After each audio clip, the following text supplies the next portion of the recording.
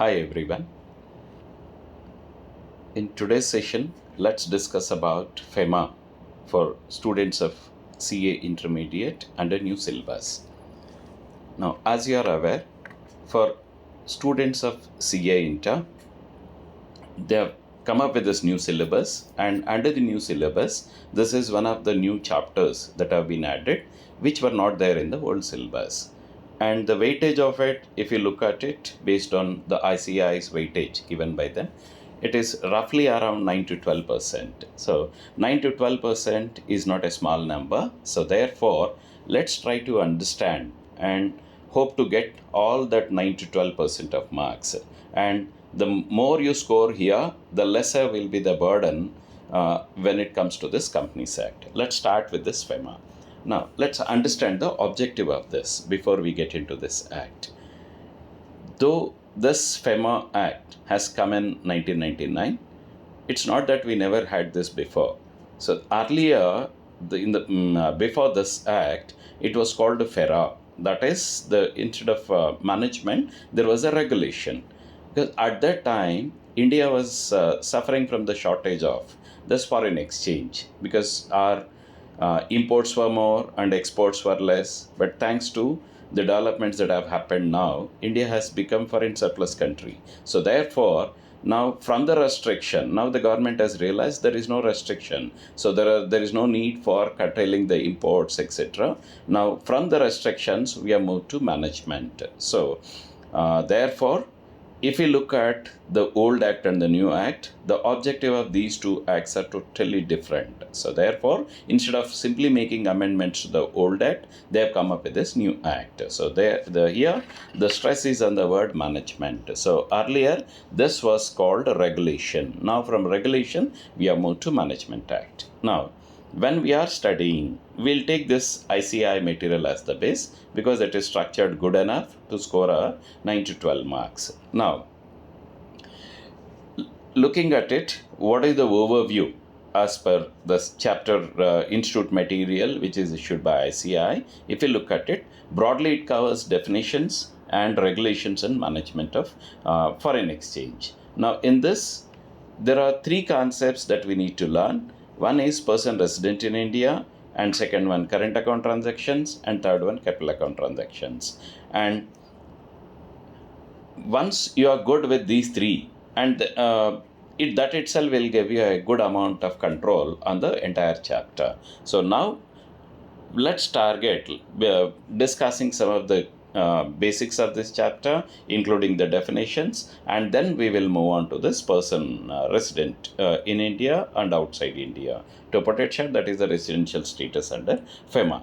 Now, the first one, the enforcement of FEMA. Who controls it and who enforces this? Now, this is the summary that you can make out of this, and this may be important for you from MCQ perspective.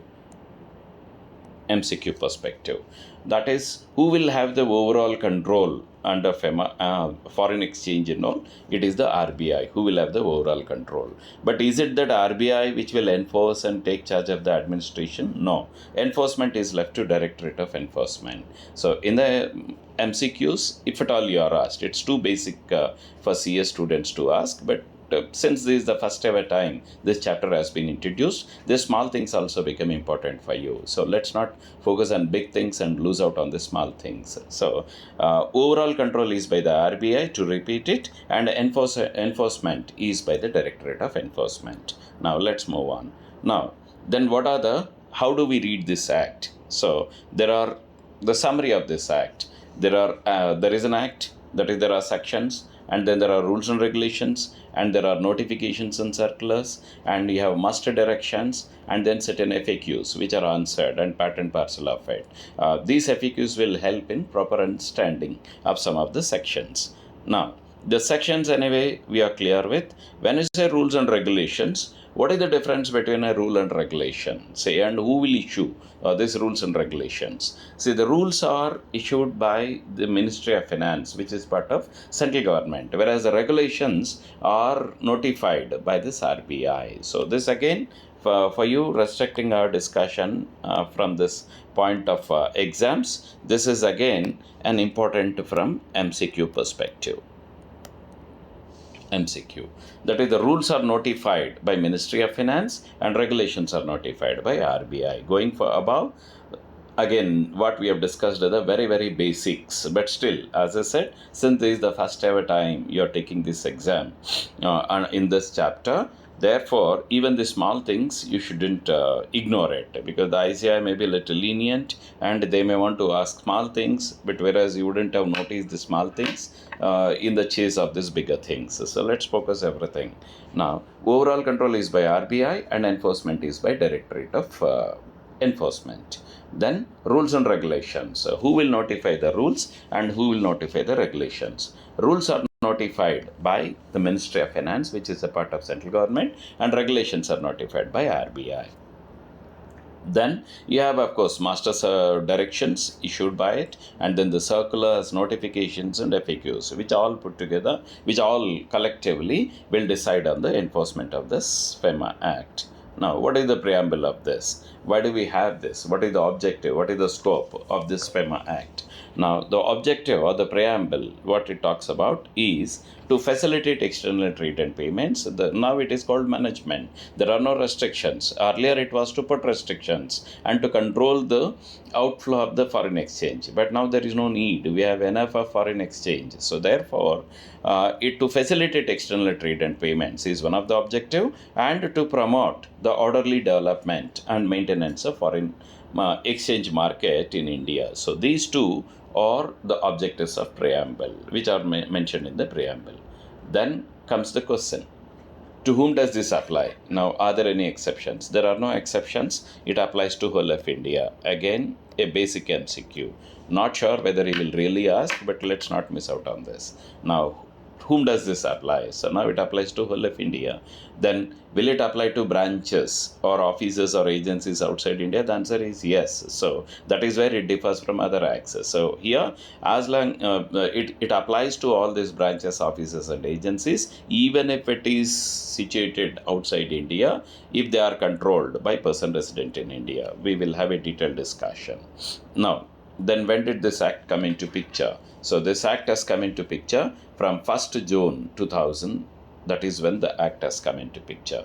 Is it really relevant? Yes. If you look at some of the MCQs which are out of the General Classes Act, even this question was asked in the beginning of the introduction of General Classes Act. That is what is the date of commencement of this act? So keeping that point in mind, again another scope for another MCQ is what is the date of commencement of this. So this commencement, it has come into force from 1st June 2000.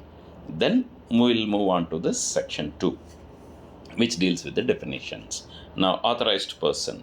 Now, authorized person means an authorized dealer or money exchanger or offshore banking unit or any other person for the time being authorized under the section 10(1) to deal in foreign exchange or foreign securities. Who are authorizing? As we have discussed it, it is the RBI, and when it comes to the administrative decisions, it is the Directorate of Enforcement. So those are the people. So basically by RBI, and of course certain provisions are also controlled by ED. So but basically they are authorized for what? Authorized to deal, to work, to act as an dealer, money changer, or offshore banking unit, or any other person. Under what section? Under 10(1) to deal with this. Those are called authorized persons. It's a negligible definition.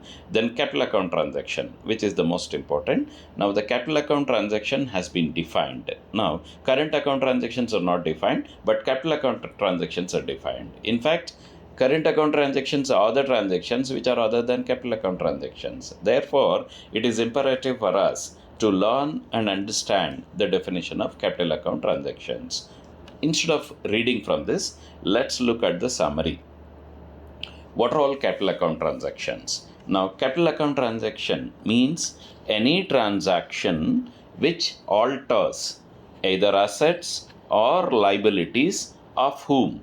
If you look at the flow, it is going over here. So, assets or liabilities, if they are situated in India and if it is of a person resident outside India, there is always a criss-cross relation. If the assets or liabilities, including contingent, are situated outside India, but it is of a person resident in India, then it would become a capital account transaction. So, if the assets or liabilities are in India of a person belonging to outside India, then it is covered under the FEMA Act. Similarly, if the assets or liabilities are outside India but of person resident in India, then again it comes to it. But if you look at it, I mean, as a broader understanding, what are all not covered under capital? If the asset is in India, asset or liabilities, when I say asset, it includes assets or liabilities. Assets or liabilities are in India and are of a person resident in India, then is it not a capital account transaction?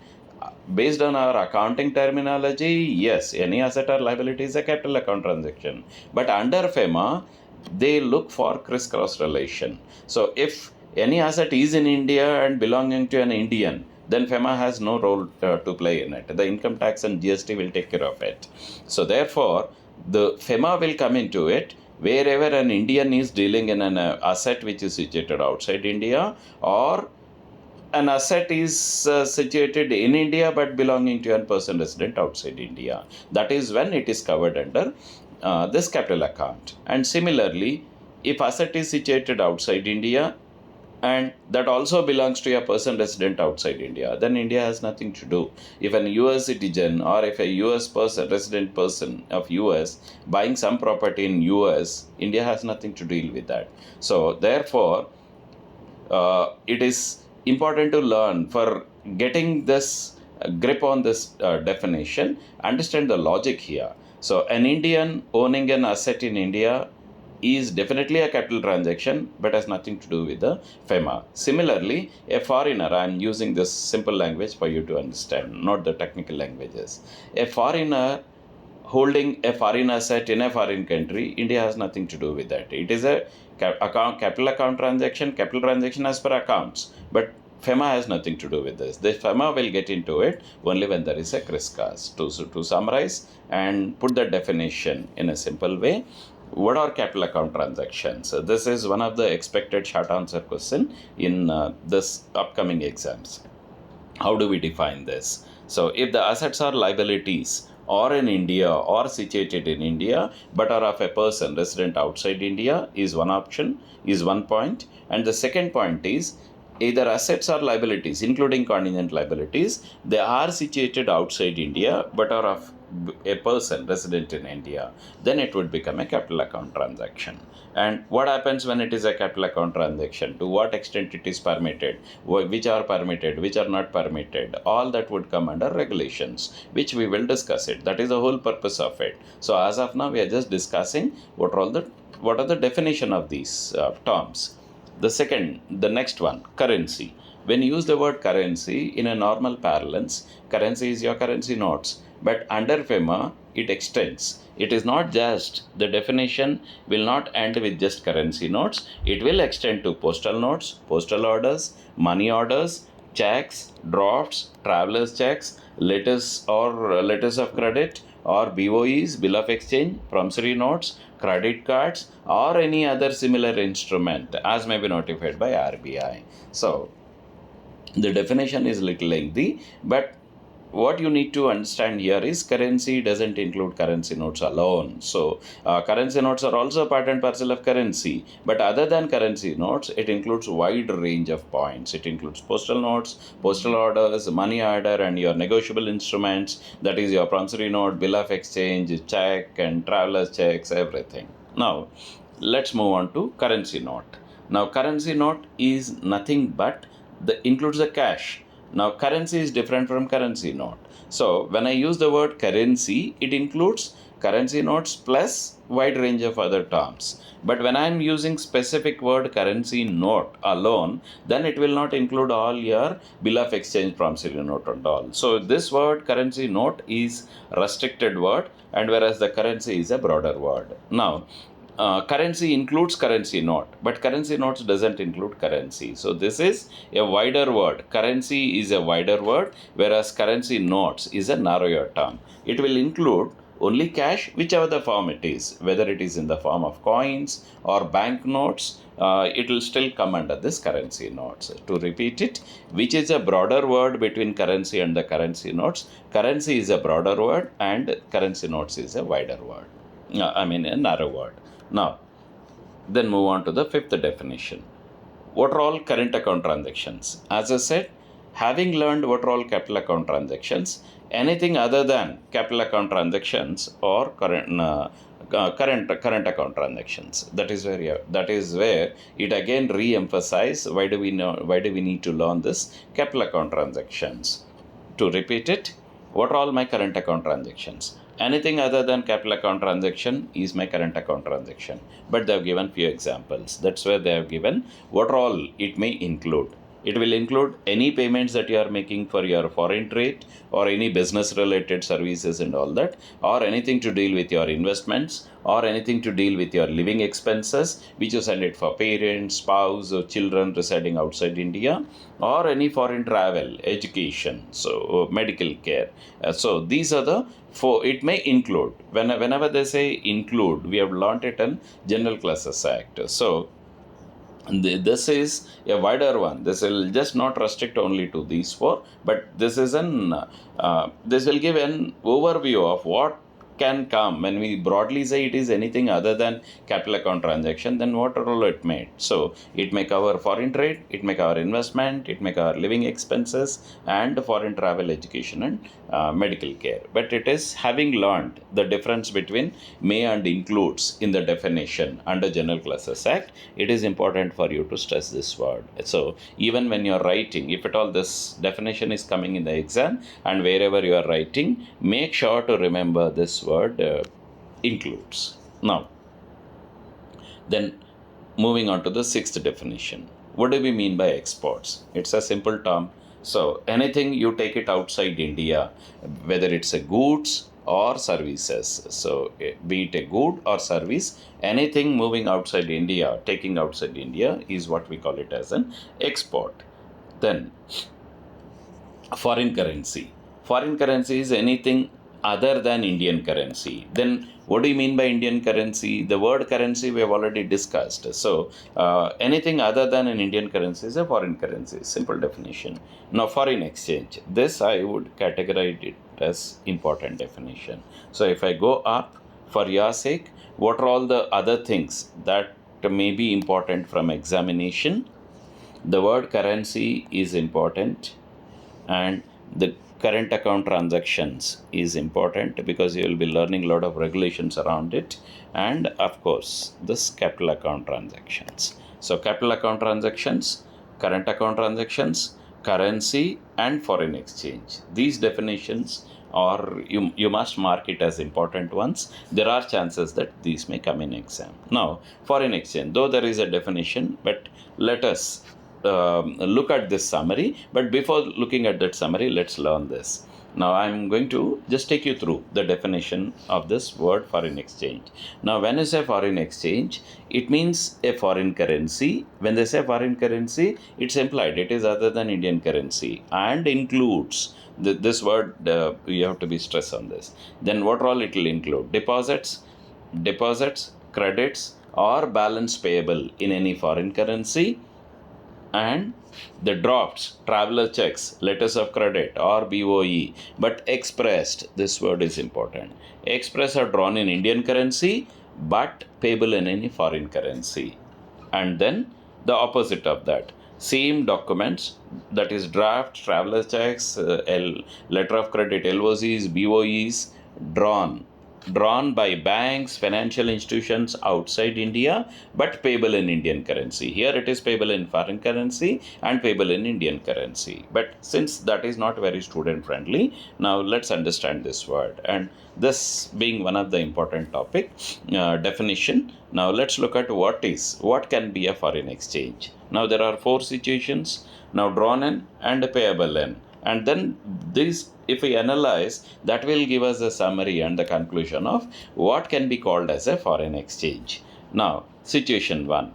If drawn in US, any of these checks, letters of credit, BOE, or any of the traveler checks and all, it is drawn in US and payable in USDs, then is it a foreign exchange? Yes, because anything other than an Indian currency is a foreign exchange. So this is a foreign exchange. And drawn in USD and payable in INR, yes. And drawn in INR, payable in USD, the answer is yes. But all these are fine. But this may result in confusion. Then what is not a foreign exchange? What is not a foreign exchange is any of these traveler checks or LOCs or your BOEs and all drawn in INR, payable INR, then it's not a foreign exchange.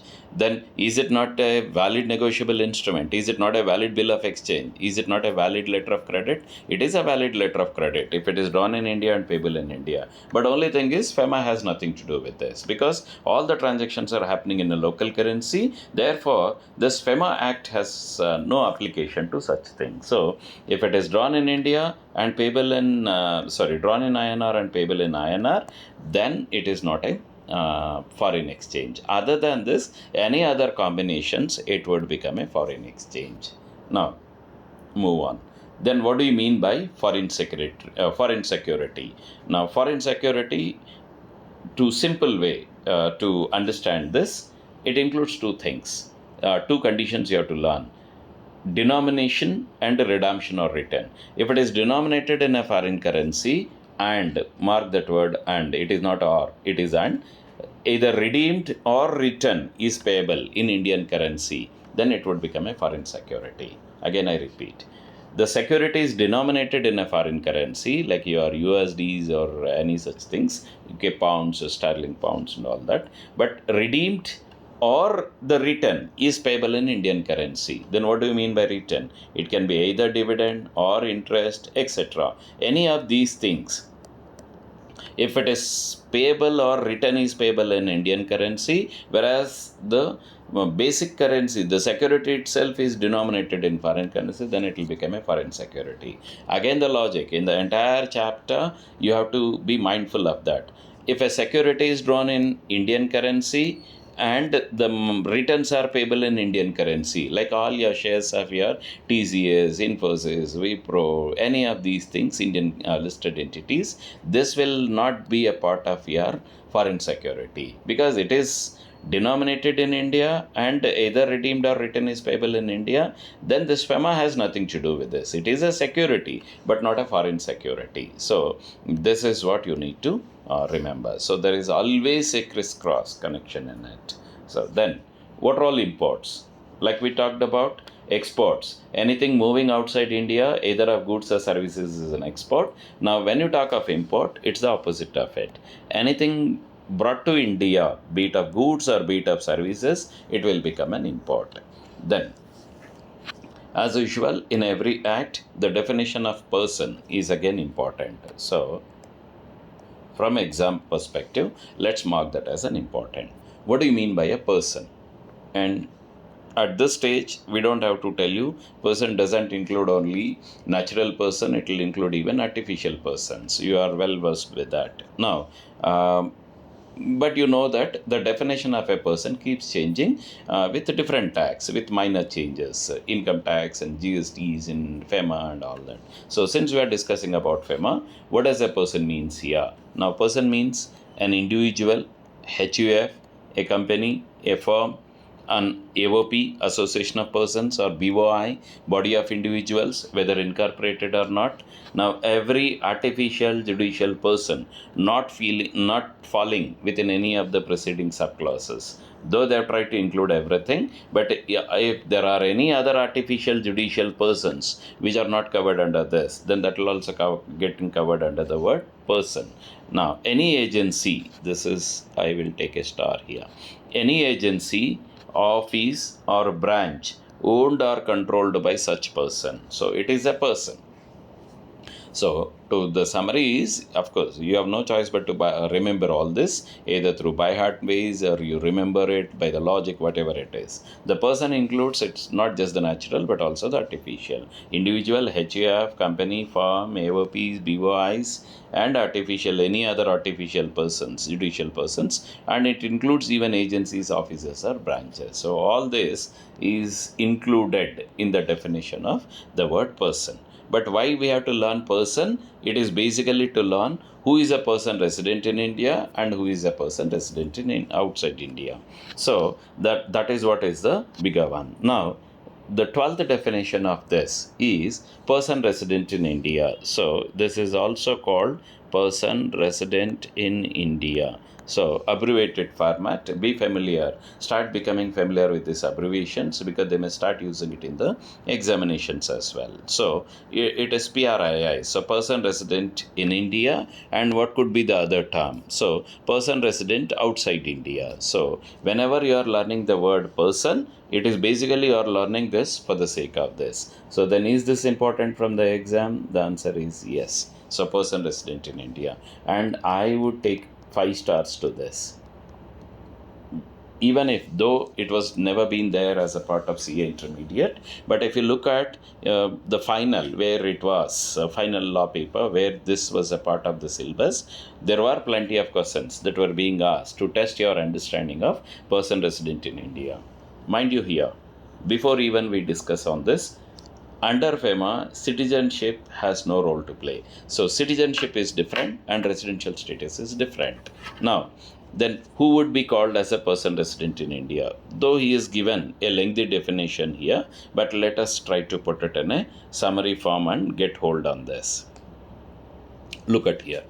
Who will, whether you are called a person resident outside India or a person resident in India. Now, let us look at it.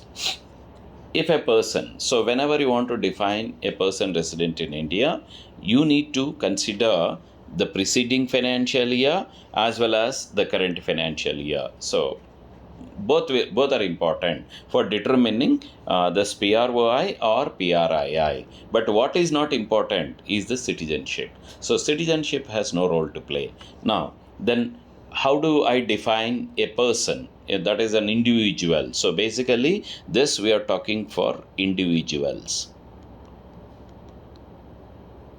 So for an individual, how do I define him? Either as a PROI or PRII, that would depend based on this conditions. Now the first condition I have to look at it is, that is, this would become my condition number 1. What is the first condition?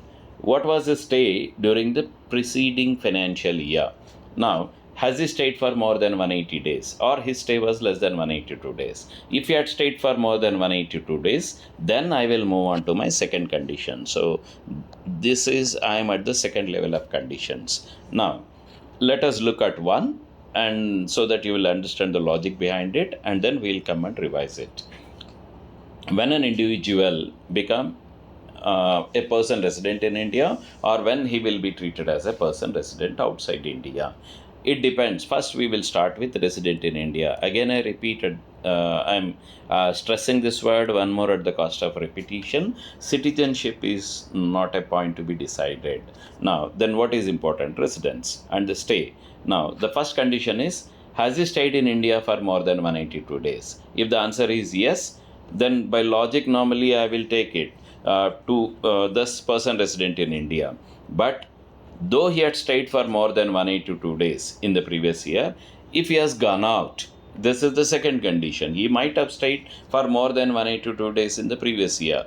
But if he has gone out of India in the current year for any of these three conditions, one is for employment, and second is business or vocation, and third one is for any other businesses but for uncertain period, then even if he had stayed for 182 days, if I say yes, has he gone out in the current year? If your answer is yes, so then he is not a person resident in India. He would categorize as person resident outside India. But if he has not gone out, that is, he has stayed in India for more than 182 days, and he has not gone out of India for any of these purposes. No, he has not gone for these purposes. Then indirectly he has been staying in India even in the current financial year. Then obviously he would become resident in India. So person resident in India.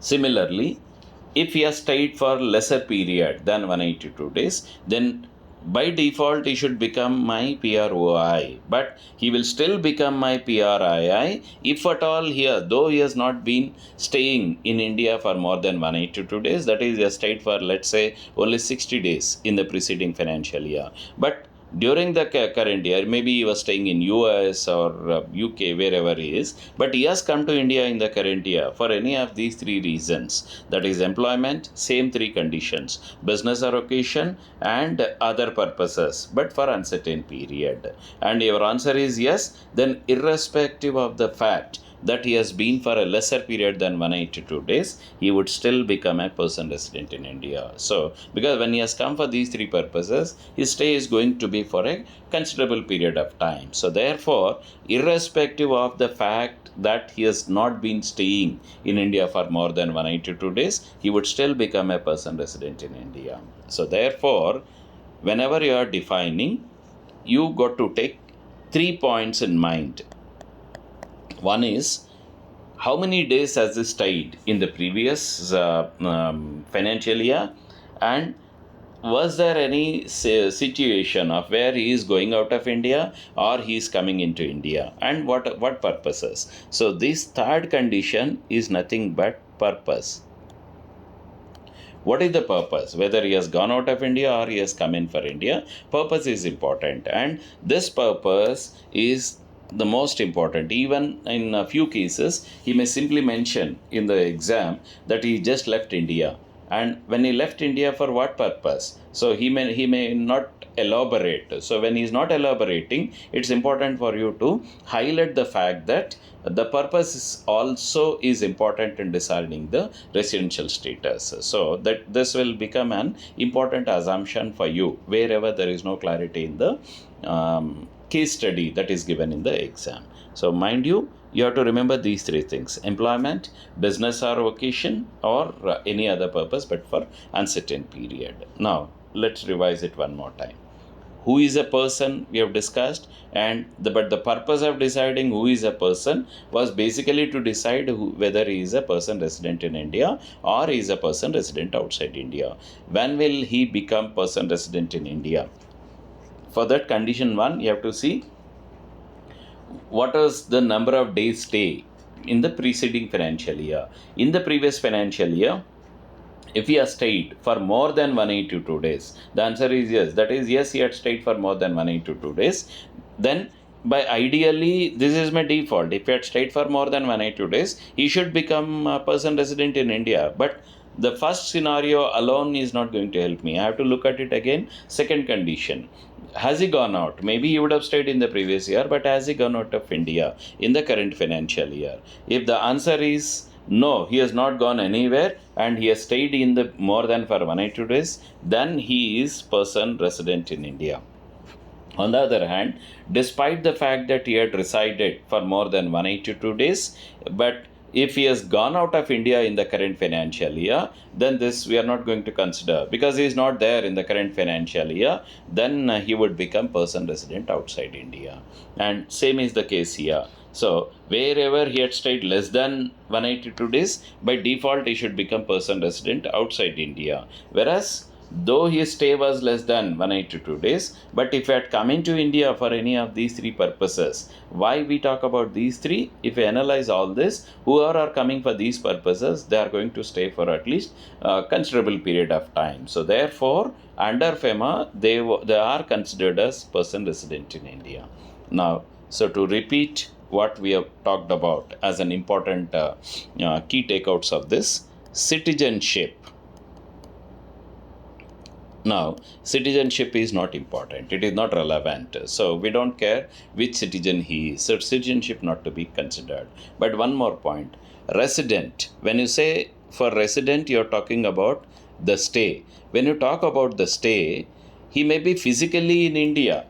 That is like the pilots and who are on to the foreign flights and all. Whenever the flight comes into India and when it is lands in India, the pilot will be taking rest in Indian soil, maybe in a restaurant or a hotel, wherever he may have the food and restaurant and stay in the hotel, whatever. So he had stayed in India. But what we have to see is the intention.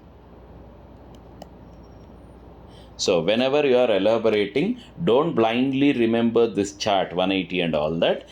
Just to confuse you, he may ask one question wherever physically they have stayed, but intention was not to stay in India. Then they will not become person resident in India. So whenever we are defining this stay, it is not just physical presence.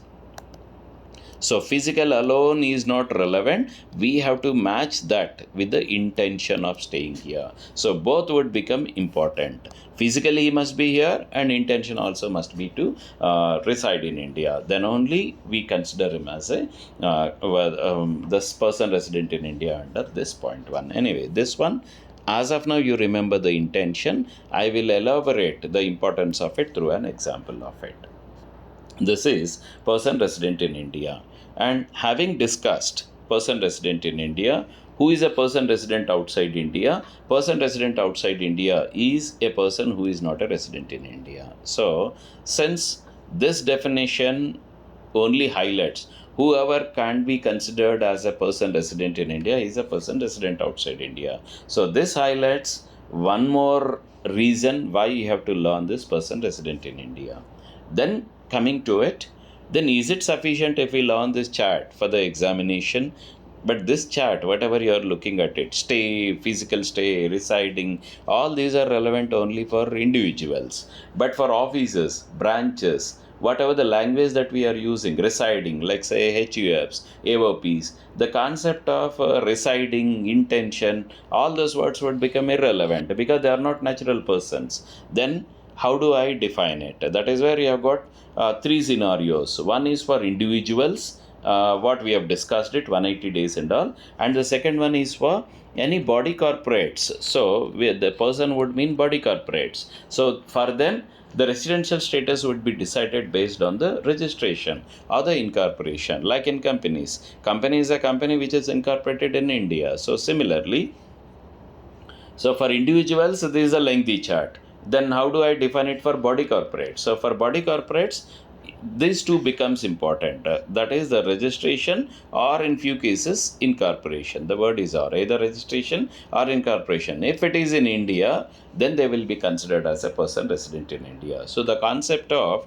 current year, previous year, stay, leaving for employment, business, all that would become irrelevant for them. So the concept, because since they are all not natural persons, the concept of intention, residing, stay, all that may not be proper words. So therefore, the Act has considered the difference and it is defined separately. So this chart is relevant and important and useful only for individuals. Then if they are not individuals, then what do I do? So if they are body corporate, this is the one.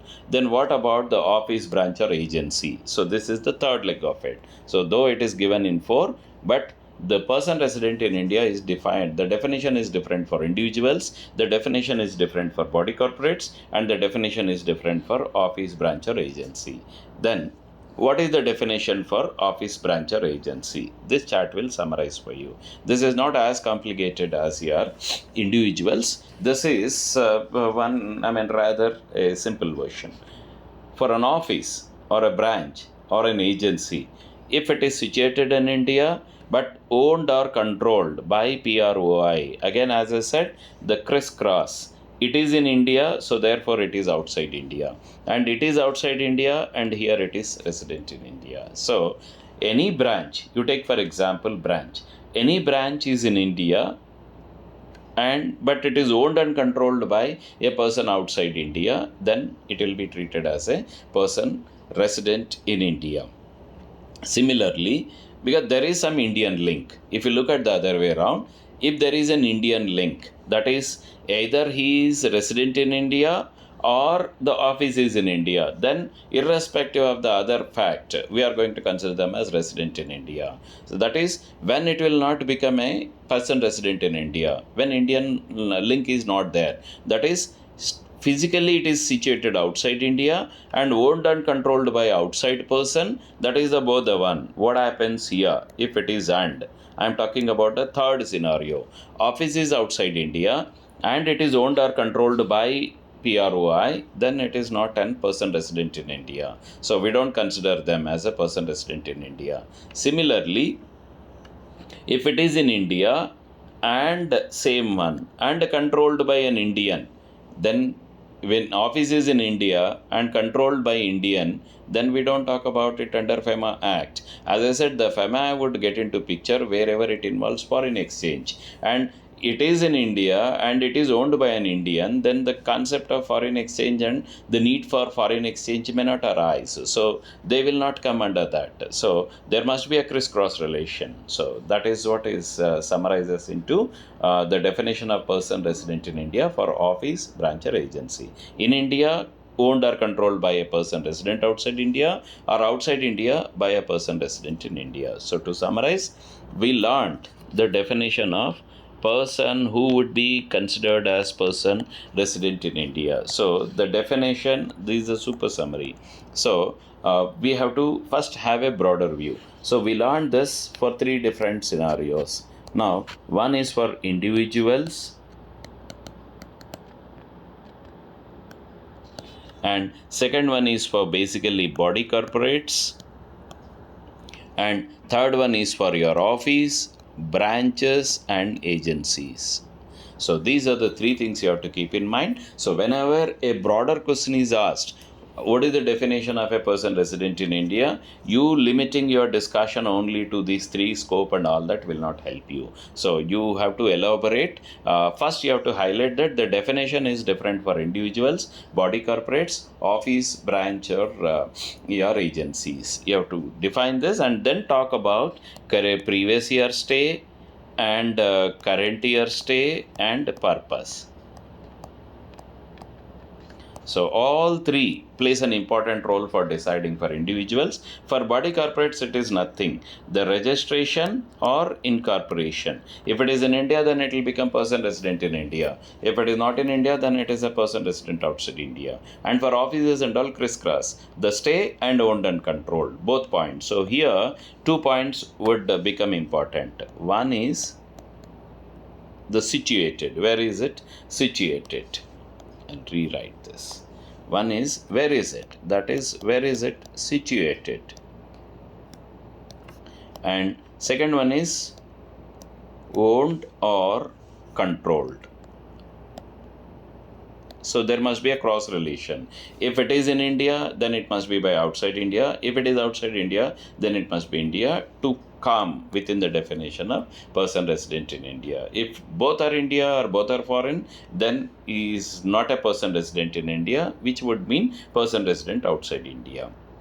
That is what is the definition for this person resident in India. But in the exam, he is asking through your questions by giving case study format. So it is important for us to discuss the examples as well. But before we do that, just let us come touch these 13 and 14 definitions and then we'll move further. So person resident in India, as I said, it doesn't define specifically anything. Whoever is not a resident in India, he is treated as a resident outside India. And when you say transfer, for transfer of capital account transactions and all, in any form, it can be a sale, it can be a purchase, it can be an exchange of one asset for the other and all, mortgage, pledge, gift, loan, or any other form of transfer which results in transfer of right, title, or possession or a lien. So it's a very, very broad definition. This we will get into it for a detailed discussion when we are discussing the permitted, prohibited, regulated transactions of capital account transactions. So taking you further, what are all that we have discussed here? We have discussed here, to giving a simple summary, first a possible basic MCQ, not a very intelligent MCQ, but a very basic one. Many times your questions are surprising. Not that he will ask always the tough questions. Many times the questions may be very easy for you to answer, but just that you didn't focus on the smaller concepts, you end up losing out on them. So therefore, who will have the overall control under FEMA? It is the RBI. So, and who will have the enforcement powers? Enforcement is by the Directorate of Enforcement. Similarly, rules and regulations. Rules are by the Ministry of Finance and regulations are notified by the RBI. And then we talked about the definitions. In the definitions, capital account transactions and current account transactions. Which is defined, which is not defined. Capital is defined, current is not defined. Now, not defined in the sense the definition starts. There is a definition, but it starts saying anything other than capital account is a current account. So it's very important to discuss on the capital account transactions. What do you mean by capital account transaction? Any assets or liabilities, if situated in India but have a person resident outside India, then it would become a capital account transaction as far as FEMA is concerned. Similarly, any asset liability or including contingent liabilities situated outside India but belonging to a person resident in India, then again it is a capital account transaction. And then what cannot be categorized as a capital account transaction? Assets or liabilities in India by a person resident in India is not a capital account transaction. Similarly, any assets or liabilities outside India of a person resident outside India, it is not a capital account transaction. So crisscross is fine, but the same is not a capital account transaction. Let's move on.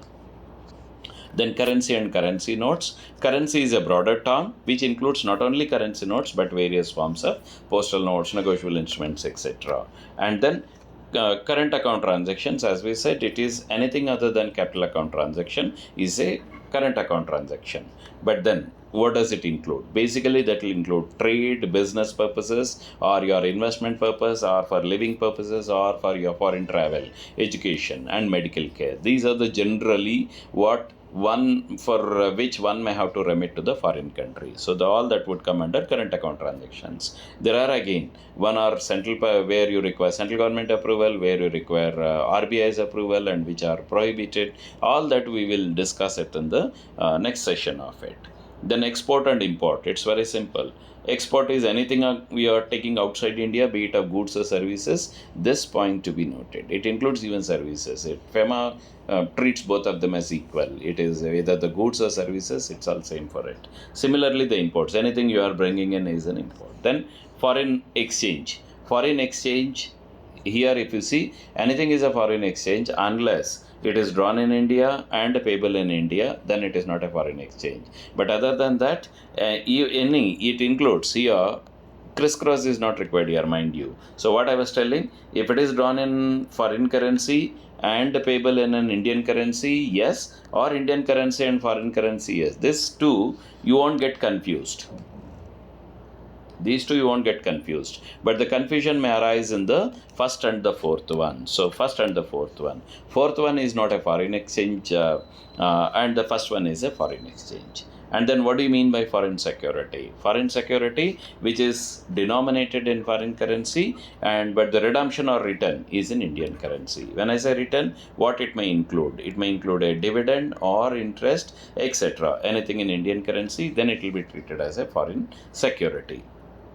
Then we discussed about who is a person and a person resident in India. So to sum it up, for a person resident in India, we got to learn the definition differently for three different scenarios: individuals, body corporates, and office, branch, or agencies. For individuals, three conditions would become important: previous year, current year, and then the purpose. All are important for us to determine whether an individual is a resident in India. Similarly, for body corporate, these three are not required, either registered or incorporated in India. It will become an person resident in India. This is the most simplest definition. And for office, branch, or agencies, these two conditions would become. So if you look at it here, it's only one condition, here two conditions, here three conditions. So this is how it will keep on increasing stage wise depending on it. Now then let us look at some of the questions that are given. All these are what the explanations given in the ICAI material, but we have covered it over there. Now, let us look at the illustrations that are given in ICAI.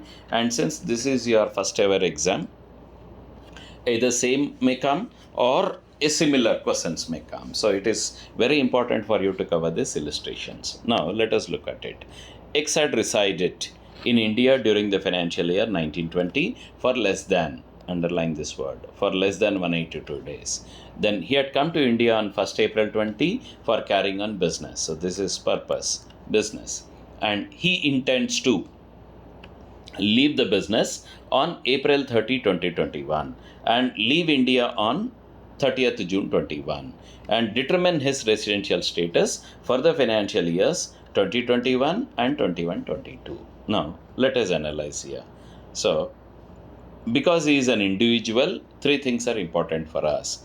One is the current year, second is the previous year, and third one is the purpose. Purpose, anyway, he said business, which is covered here. So that is important for us. Now, let us look at it 2021. Since you want an answer for 2021, then it will become important for us what is the preceding financial year. So for 2021, 1920 is the previous financial year, and 21-22, 2021.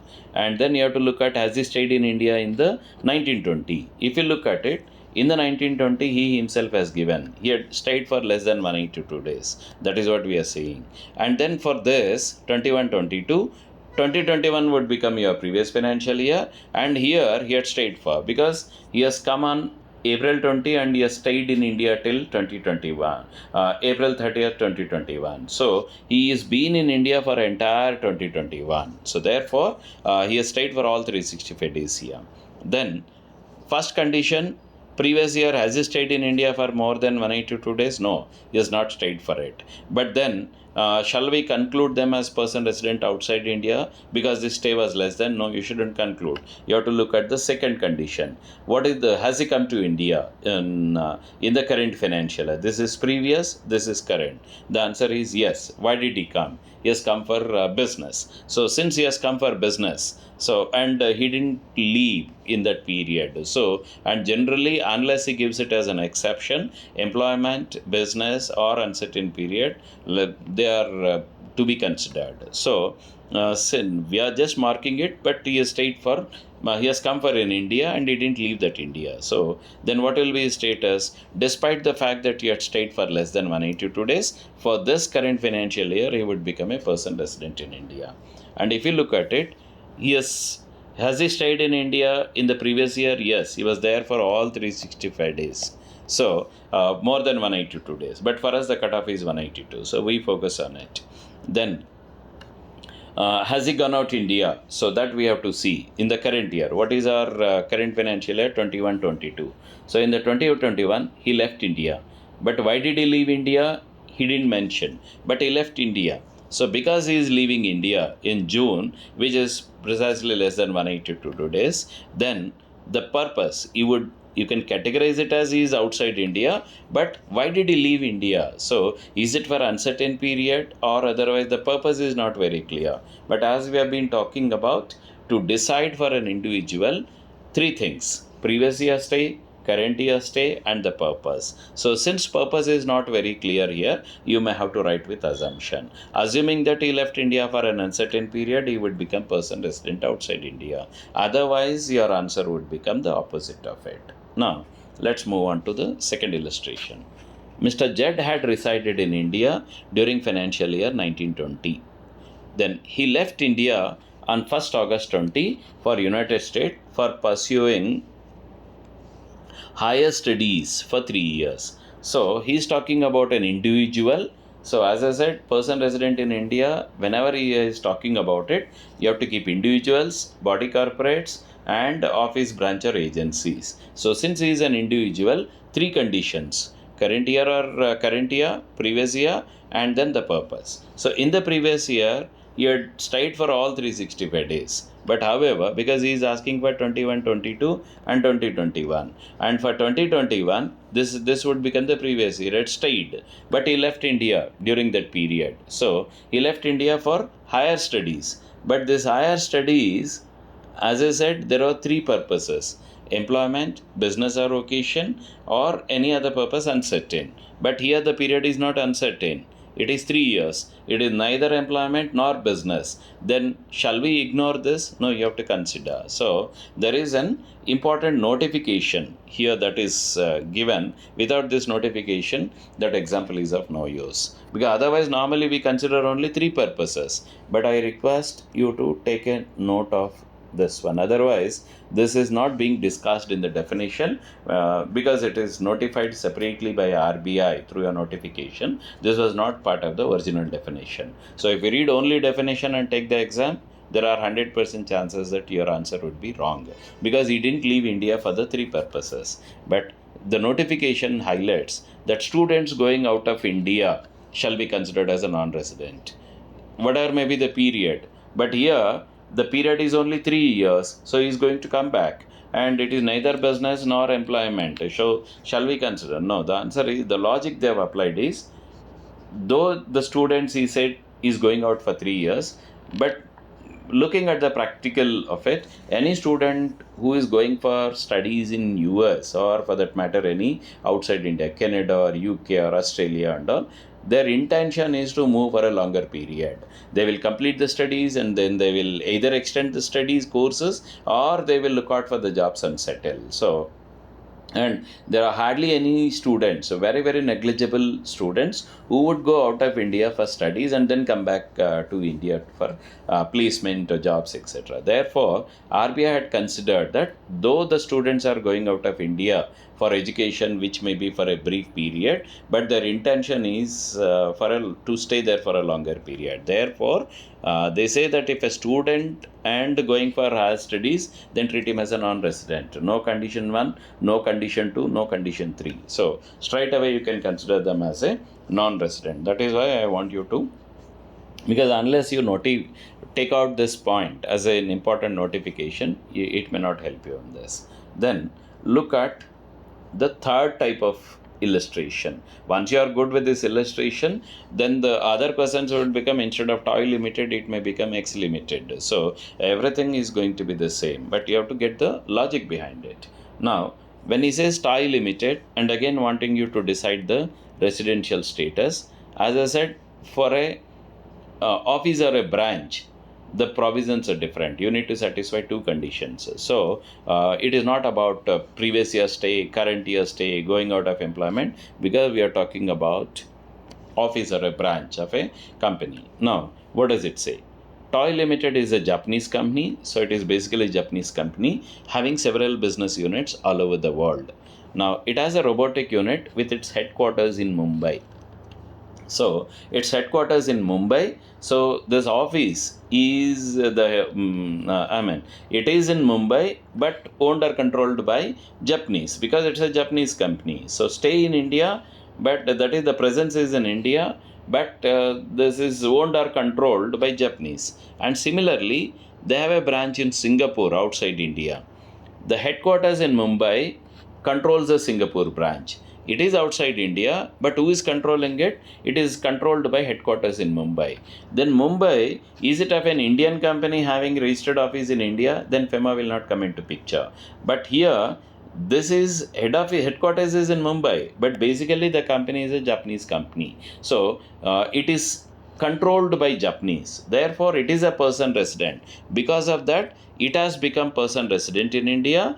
And when it comes to Singapore, it is outside India, but controlled by a person resident in India. Therefore, this has also become person resident in India. So, if you analyze logically, the office in Mumbai is a resident in India. Office in Singapore is also resident in India, because it is not just the situation of the branch that we see, we also look at owned or controlled. So by analyzing these two conditions, both this Mumbai, because it is controlled by Japanese company, it would become a resident in India. And similarly, though branch is outside India, but it is controlled by the person resident in India, therefore that will also become person resident in India. So these are all the various type of questions that are being asked, and on all the other exam related questions, let's have a separate session. So because they may have a little overlap with the other concepts. So as of now, in this session, let's focus on only tell this person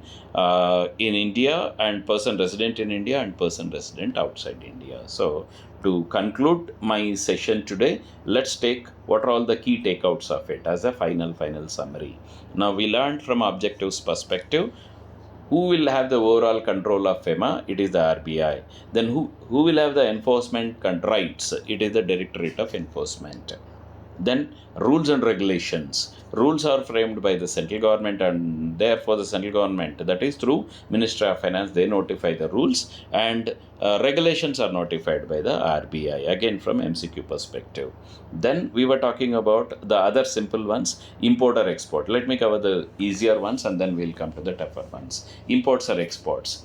Exports are nothing but anything you take outside India. Of what? Of goods or services. Similarly, what are all imports? Anything you bring into India, whether goods or services, it will become an import.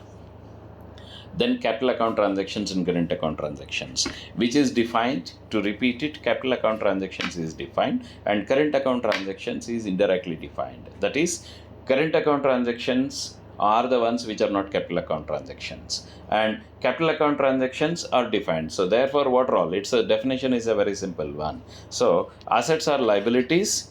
This is what you have to look at it. Assets are liabilities if they are situated in India, but of a person resident outside India, yes, it's a capital account transaction. Or any transaction which is altering the assets, liabilities, or including contingent liabilities of which is staying outside India, but of a person resident in India. Then what cannot be called as a capital account transaction?